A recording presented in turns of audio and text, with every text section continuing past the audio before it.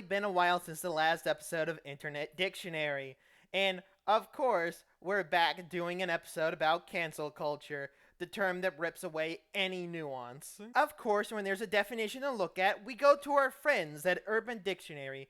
Cancel culture, a modern internet phenomenon where a person is ejected from influence or fame by questionable actions. It is caused by a critical mass of people who are quick to judge and slow to question. It is commonly caused by an accusation, whether that accusation has merit or not. It is a direct result of ignorance. People cause communication technologies outpacing the growth and available knowledge of a person.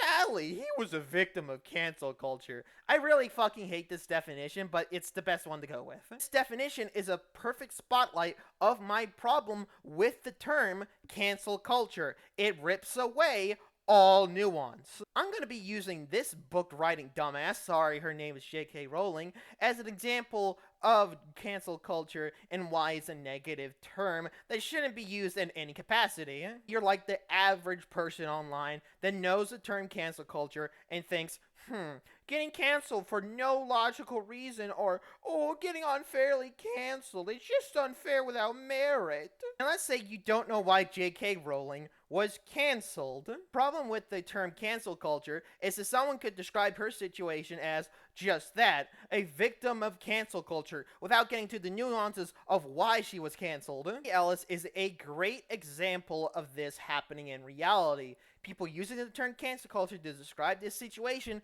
without actually talking about why she got canceled or what she did. Not too long ago, she tried to say that Raya the Last Dragon and Avatar the Last Airbender are two very similar pieces of content media.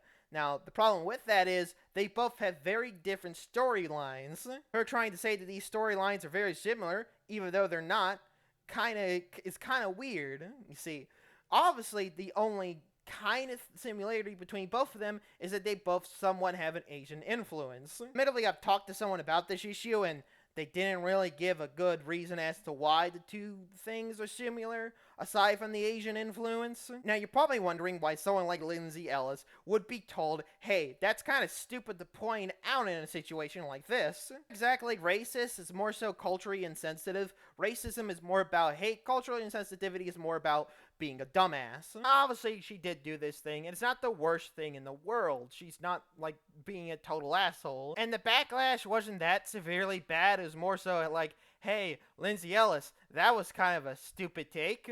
But that didn't stop her from making a 1-hour video describing how she's a victim of cancel culture and how that's so bad. It's ironic considering that video has over 1 million views. And typically, supposedly cancel culture ruins your career, makes you shunned out of the public circle, and yet, well, you see, here's the reason why cancel culture ticks my fucking nerves. Because people will play the victim card instead of actually fixing themselves and changing as a person, thus using that word to hide any nuance. Cancel culture is very similar to how people they're fans of Trump often use the word liberal to describe a person they don't agree with.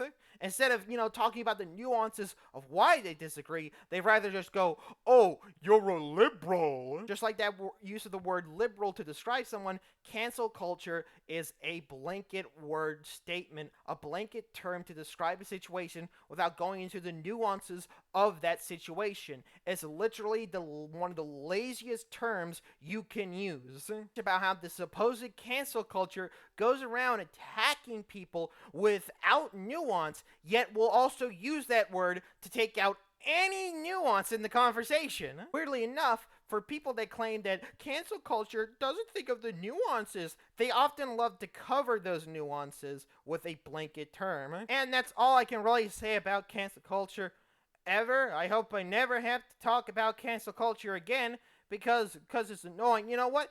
I'm canceling talking about cancel culture on this channel. That's right, it's canceled. I'm a big old scary bitch.